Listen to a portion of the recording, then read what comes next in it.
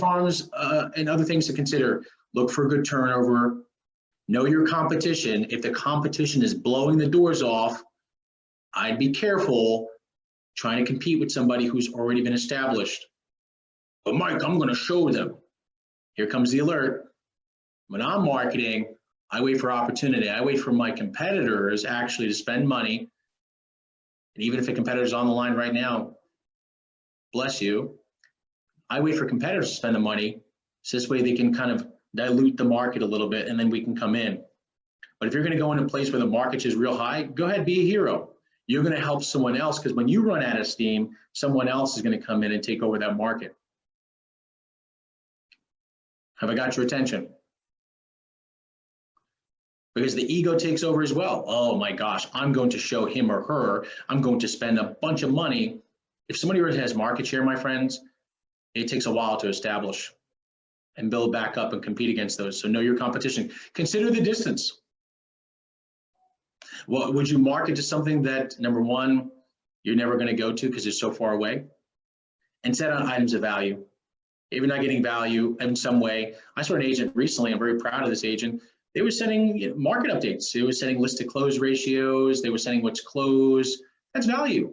See, you may not think it's value because you're so numb to seeing numbers, but a homeowner that's getting a card, especially for them, remember, we go about our lives, ladies and gentlemen, we're going about our lives. So not every day, especially if we're not thinking about selling a house or buying a house, not every day I'm paying attention to the real estate market trends, even though agents think homeowners do. They don't. If you're not exposed to the real estate space, you're thinking about everything else. You got a kid, you got a dog, you think about vacation, you think about your job, you're thinking about, well, what's the list to close ratio? But when someone gets a postcard, like, oh, that's cool, risk to close ratio. Oh, that's Mike Napolitano, Remax Edge. Okay, great. Throw it in the garbage. But at least you're getting in touch and giving an item of value.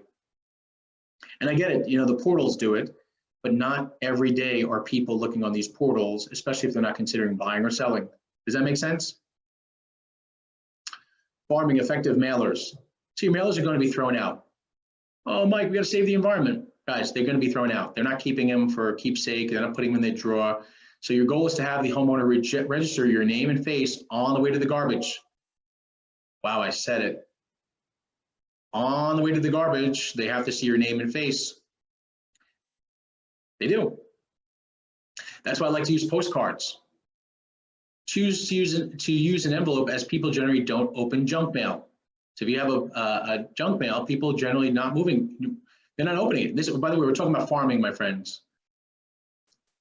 There are other techniques and other types of mail outs, but in this case, farming, if they don't know you, you send a mail out to them with a return label that comes from your company, they may not open it because it says junk mail. They're busy, right? They're so busy. They're inundated with junk. They're inundated with marketing messages and commercials everywhere. So they want to open another message like, oh my gosh, I don't want to, okay, yeah, garbage, garbage, garbage. But at least if you're sending a postcard with something item of value, they look at it, oh wow, that's pretty cool, garbage, but they saw it, it's leaving a lasting impression as stated earlier in the presentation. We're trying to leave a lasting impression, especially if you're doing it frequently. Make sense? Yes or yes?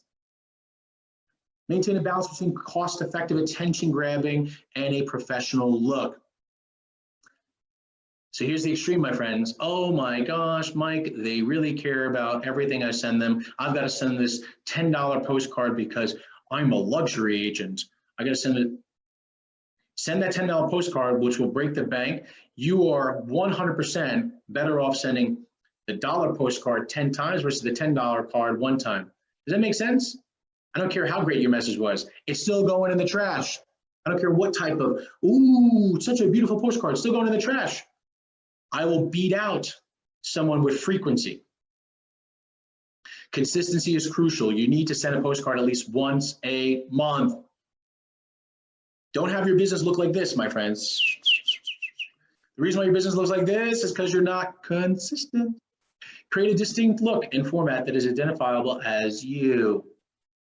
So for example, if you're putting your name, your phone number and your company name, then continue to do that every single time.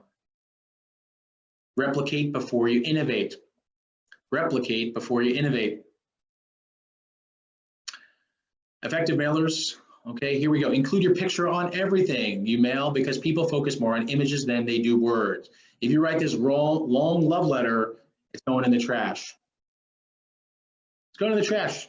You only have a few seconds. Gone, gone, gone. That's what's important. Put just some facts, some images, boom, next. Having a distinctive logo is a good idea. Good idea. Distinctive slogan. Distinctive slogan, because people are going to remember it. It could be silly. I like informational stuff, but be sure to put it on every mailer. Building your brand consistently. Keep your message very short and have a call to action, such as call now, email now, register now to get more information. You're just listed and just sold cars make great mailers. They do, because people are curious. They're voyeurs. We're in a voyeuristic society. We always have been, and social media has proven that we want to look into people's lives. We're always curious about our neighbors, my friend. So just listed and just sold make great mailers. Every time you take a listing, you can send a just listed. And when it sells, you can send out just sold to a farm area. Results of farming. Don't expect immediate results. That's really why people get deflated. A month or two down, oh my God, I didn't get the deal, I didn't get the list. As we're the only business that expects to invest $1,000 and get a 35x return. It's bananas, actually. They teach agents, oh yeah, send a mail out and you're gonna get a commission. Think about what your local average commission is, and think about how much the investment is and the opportunities. And it's crazy the reason why people give up these farming methods is because the expectations. They expected that when they mailed out $1,000 to $2,000, they were going to get, $20, $30, $40, $50,000 in return. That is crazy. If that was the case, everybody would be on the bandwagon. You have to have consistency. Farming takes time to be effective. However, it will become rewarding as time goes by and the response becomes greater. Why will the response become greater? Because the frequency. They're seeing your name, they're seeing your brand, and they're going to call you when they are ready. They're going to raise their hand and say, oh, let me call this person. Here comes a little special treat for you. When do people make decisions? Think about that. Okay, multifamily market. Listen, guys, listen. And I would even say any market. When are mortgages due? Typically. When are rents due? Typically. So if I was going to mail to someone's house, what happens when they see their mortgage if it's too high, or they believe they can get value somewhere else for more money? What happens when a tenant stops paying the rent? People become frustrated and they want to sell. So when you send out your mailer, wouldn't it be a good idea to send it a couple days right before the beginning of the month? Now, by the way, this is not science. This is just something that's worked for me, I thought. Because like sending out in the middle of the month, somebody already threw away the garbage and maybe they forgot about you already.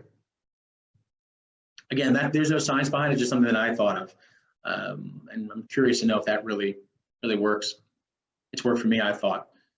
Investing in a farm area will eventually generate a return, which you should expect. That's why you want to build a business. When you're building a business, there's repeatable results, right? You can, when someone were to buy your business, there's an expectation. If I pay you this money, I expect rate of return.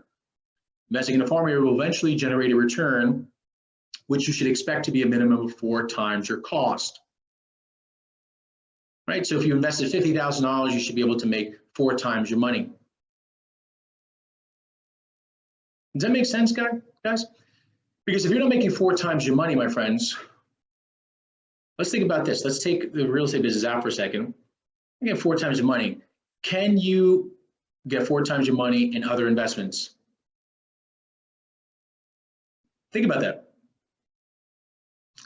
Because the opportunity cost, if you were going to invest in a farm and marketing, can you invest into, forget about your business, other things? That's why you should have an expectation of how much return you want on your investment. And everyone's different. Everyone's different thresholds. I believe personal expectation should be minimum 4 times your cost. Direct mail campaigns, identify your objectives. So what you want to do is communicate. What action do you want the customer to take? What action do you want the customer to take? You want to build a relationship through the direct mail. Sell your benefits, not the features. A feature tells what your service does, while the benefit tells how your service satisfies a need or overcomes a problem. Give your prospects a reason to respond now. Make it relevant, irresistible, and worth their time and effort. Why should they reach out to you? Why should they email you? Why should they take action now?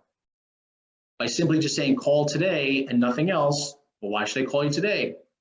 17,000 other people asked to call today. Real estate agents asked me to call today. Insurance companies asked me to email them today. Heck, everyone's asked me to call today. Why should I call you today? Right, so we're not just competing with real estate agents, we're competing for attention from other companies asking other people to take action.